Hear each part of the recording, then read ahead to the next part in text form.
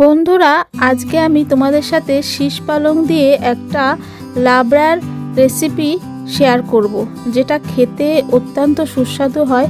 এটা খিচুড়ির সাথেও ভালো লাগে, এমনিতেও শুধু শুধু খেতেও এটা ভালো লাগবে। আবার অনেক সময় ঠাকুরের ভোগের ক্ষেত্রেও এই লাবড়া রেসিপি করে দেয়া হয়। তো তোমাদেরকে একটু দেখিয়ে দিই এই লাবড়ার রেসিপি করতে গিয়ে কি কি সবজি আমি নিয়েছি। এখানে নিয়েছি আলু লম্বা করে কাটা, কুমড়ো, বেগুন, গাজর আর একটা টমেটো, আর এক বাটি মতন বাঁধাকপি, কড়াইশুঁটি আর কিছুটা শীষ পালং ডাঁটা সমেত। এবার রান্নার দিকে চলে যাব। কড়াইতে সর্ষের তেল দিয়েছিলাম, তেলটা বেশ গরম হয়ে গেছে। এবার বড়ি ভেজে নেব।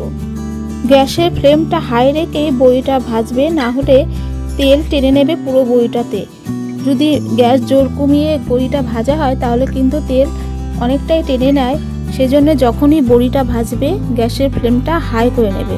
বড়ি লাল করে ভাজা হয়ে গেছে, এবার তুলে নেব। বড়ি ভাজার পর বাকি তেলটাতেই কিছুটা পাঁচফোড়ন দিয়ে দিলাম, আর দুটো শুকনো লঙ্কা ভেঙে দিলাম, আর একটা তেজপাতা। ফোড়নটা একটু নেড়ে চেড়ে 1 চামচ মতো গ্রেট করা আদা দিয়ে দেব। আদাটা তেলের সাথে ভালো করে মিশিয়ে নিচ্ছি। মেশানোর পর সবজিগুলো একে একে দিয়ে দেব। তো প্রথমে দিয়ে দিচ্ছি কুমড়ো, আলু, গাজর। যে সবজিগুলো একটু টাইম লাগে সেদ্ধ হতে, সেগুলো একটু আগে দিয়ে দিচ্ছি। এই সবজিগুলো দিয়ে একটু নেড়ে চেড়ে নিচ্ছি। 2-1 মিনিট মতো নেড়ে চেড়ে নিয়ে তারপর বাকি সবজিগুলো দিয়ে দেব, যেমন বাঁধাকপি, বেগুন, কড়াইশুঁটি, এমনকি টমেটোটাও একসাথে দিয়ে ভালো করে একটু মিশিয়ে নিচ্ছি।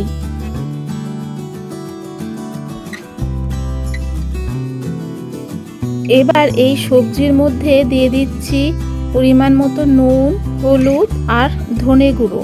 এগুলো দিয়ে ভালো করে মিশিয়ে একটু ঢাকা দিয়ে রাখবো, কারণ ঢাকা দিয়ে রাখলে সবজিটা যখন একটু কমে যাবে তখন আমরা শীষ পালংটা দিয়ে দেব। তার জন্যে পরিমাণটা একটু কম করার জন্যে আমরা ঢাকা দিয়ে রাখবো এই সবজিটার উপর। 5-6 মিনিট হয়ে গেছে, এবার ঢাকাটা খুলে নিচ্ছি। দেখো অনেকটাই সবজি পরিমাণে কম হয়ে গেছে। এবার এর মধ্যে শীষ পালংগুলো দিয়ে দেব। শীষ পালংগুলো এর মধ্যে দিয়ে দিচ্ছি। শীষ পালংগুলো দিয়ে আস্তে আস্তে নাড়তে হবে, কারণ কড়াটা পুরোই ভরে গেছে। তো খুব সাবধানে এটাকে নাড়াচাড়া করতে হবে। আর এই রান্নাটা কিন্তু খুব তাড়াহুড়োতে একদমই হয় না। গ্যাসটাকে ধিমে করে ঢেকে ঢেকে রান্নাটা করতে হয়। জোর বাড়িয়ে কিন্তু রান্নাটা হয় না, যেহেতু এই রান্নাটা জল সারাই করব, জল দেব না এতে। এই শাকের জল দিয়েই এই রান্নাটা হয়ে যাবে। তো একটু আস্তে আস্তে সাবধানে নাড়ছি, আর তারপরে আবারও ঢাকা দিয়ে রাখবো কিছুক্ষণের জন্য। বেশ খানিকক্ষণ পর ঢাকাটা খুলে নিচ্ছি। দেখো অনেকটাই সেদ্ধ হয়ে গেছে শাকগুলো।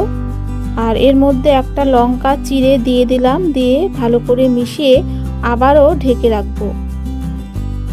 কিছুক্ষণ পর ঢাকাটা আবারও খুলে দিচ্ছি। দেখো লাবড়া অনেকটা হয়ে গেছে, এটা হয়ে এসছে। আমি মাঝে 2-1 বার নেড়ে চেড়ে নিয়েছি। এবার এর মধ্যে দিয়ে দেব 1 চামচ মতন চিনি, কারণ চিনিটা না দিলে এই লাবড়ার টেস্ট ঠিক ভালো হয় না। আর দিয়ে দেব ভাজা মশলা। এই ভাজা মশলার মধ্যে শুধুমাত্র আছে গোটা জিরে আর গোটা ধনে, আর কিছু এই ভাজা মশলার মধ্যে নেই। আমি এই গোটা জিরে আর ধনে ড্রাই রোস্ট করে গুঁড়ো করে নিয়েছিলাম, এবার এটাতে দিয়ে দিয়েছি। এবার ভালো করে মিশিয়ে নিয়েছি। দেখো অনেকটাই হয়ে গেছে। লাবড়া একদমই রেডি, এতে জল একদমই দেয়া লাগেনি। লাবড়াটা একদমই রেডি হয়ে গেছে। এবার নামানোর আগে বড়িগুলো এতে দিয়ে দেব। বড়িগুলো দিয়ে ভালো করে মিশিয়ে নিচ্ছি, আর মেশানোর পর তোমাদেরকে পরিবেশন করে দেখাচ্ছি। এই শীষ পালংয়ের লাবড়া খিচুড়ির সাথেও ভালো লাগে, আবার সাদা ভাতের সাথেও ভালো লাগে। ভিডিওটি ভালো লাগলে অবশ্যই একটি লাইক আর সাবস্ক্রাইব করে দেওয়ার অনুরোধ রইল। ধন্যবাদ।